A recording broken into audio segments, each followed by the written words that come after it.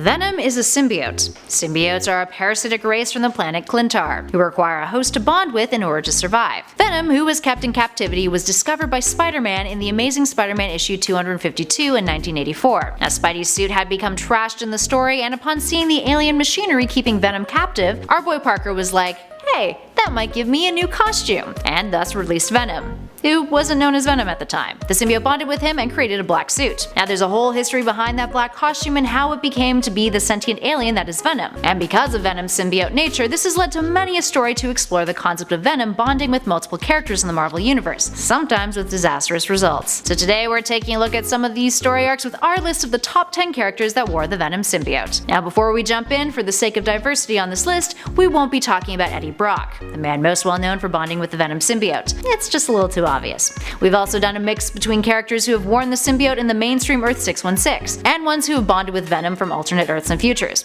So with that in mind, let's get to it.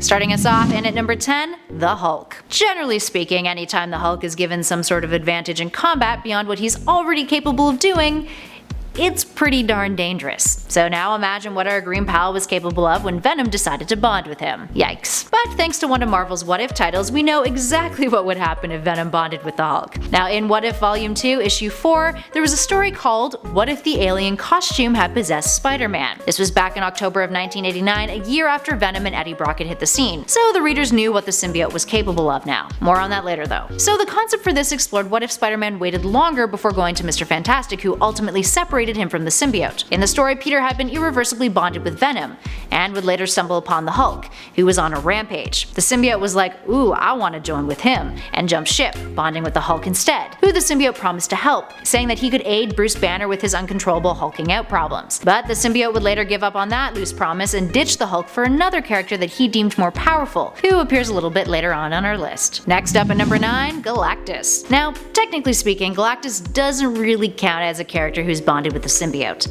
But to Spider-Man, it appears as if the god was Venom's host. Galactus Venom appears in a story in which Mysterio has completely messed with Peter Parker's head, and Peter sees Galactus donning the Venom symbiote.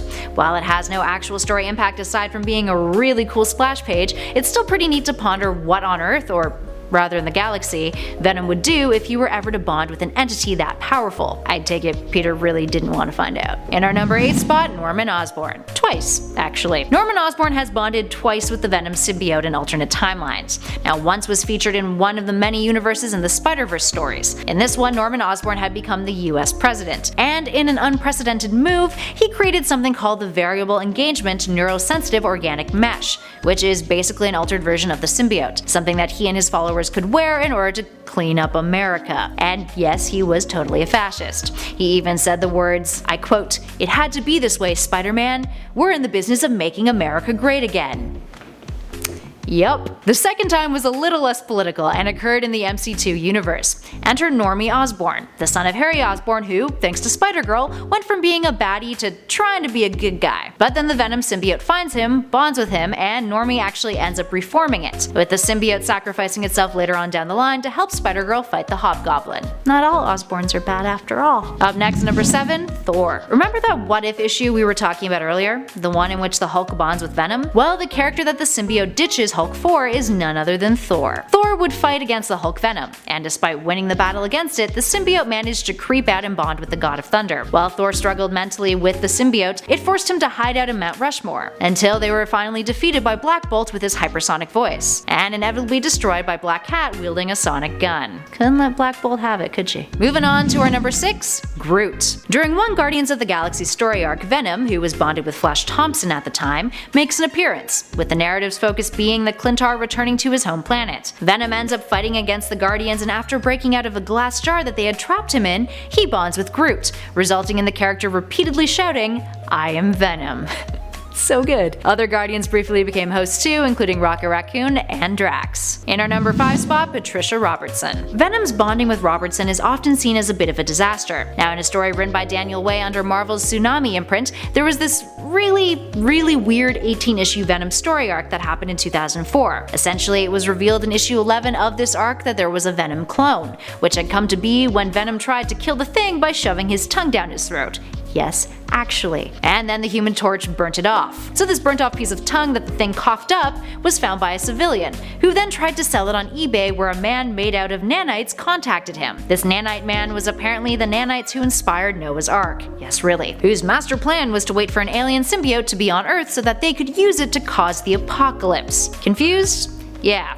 So was like everybody else who read this story arc. Anywho, nanite old dude man guy cloned the tongue, and the symbiote was let loose until an army lieutenant by the name of Patricia Robertson shows up and becomes bonded with it, becoming a she-Venom. And her character was pretty poorly written. Her symbiote clone ended up merging with Brock's Venom, and after that we pretty much never heard about Robertson ever again. In at number 4, Deadpool. Deadpool is technically the first human host that Venom ever bonded with. This was revealed during Secret Wars, when Deadpool stumbles upon the symbiote in captivity on Battleworld. He puts it on, realizes it's alive and was interfacing with his mind, and then Venom's like, I can't really handle this very well, considering Deadpool is already insane. Deadpool then returns the symbiote moments before Spidey shows up, searching for a new costume to replace the one that he had damaged in battle. But overall, the encounter with Deadpool is a pretty comical one. This actually isn't the only time that Venom has bonded with Deadpool either. One of those other times actually happened in a What If title. Good ol' What Ifs. And at number 3, the Submariner. Spider-Man 2099 was a character that first appeared in a preview in the Amazing Spider-Man issue 365. And of course, he comes from the year 2099. He's a fellow named Miguel O'Hara who has managed to recreate Spider-Man's powers. He got his own series in the Marvel 2099 comic line in 1992. In his story, he encounters a character named Roman, which is Namor spelled backwards. He's an Atlantean terrorist who would be caught by Spidey only to later escape captivity, and then accidentally cause the Venom symbiote to be released. Venom, bonded with the Submariner, transformed himself into a very piranha-esque creature who had sharp teeth on the end of his tongue.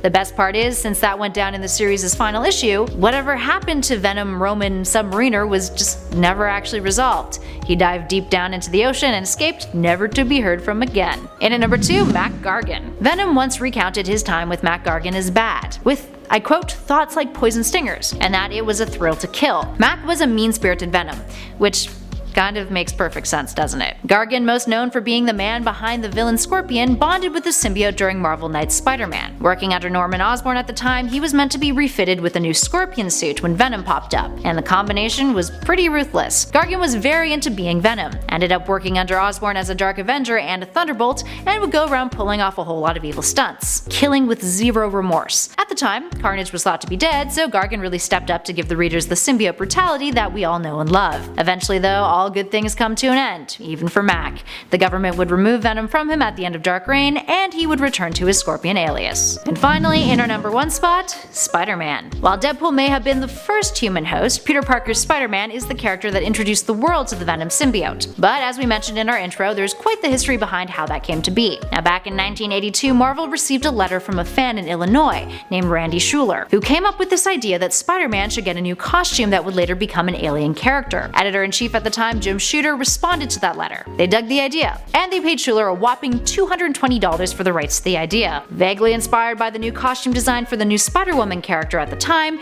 they went with a black and white outfit. It wasn't until writer Tom DeFalco and artist Ron Frenz came on board that it was determined that the costume was a sentient alien vulnerable to high sonic energy. Spidey puts the suit on, looking for new threads after being kidnapped by the Beyonder to his planet to fight in his Secret Wars. When he returns to Earth after Secret Wars, he begins to notice that the costume is acting strangely, so he gets Mr. Fantastic to help him remove it, and that's when they discover that it's actually a living organism. Mr. Fantastic keeps it in captivity in his HQ, but the symbiote breaks free, and eventually finds Eddie Brock, bonding with him and creating Venom in issue 300 of The Amazing Spider-Man, where him and Spidey would duke it out for the very first time. Alright, there we have it, friends. As you guys can tell, Venom's definitely made the rounds in his time.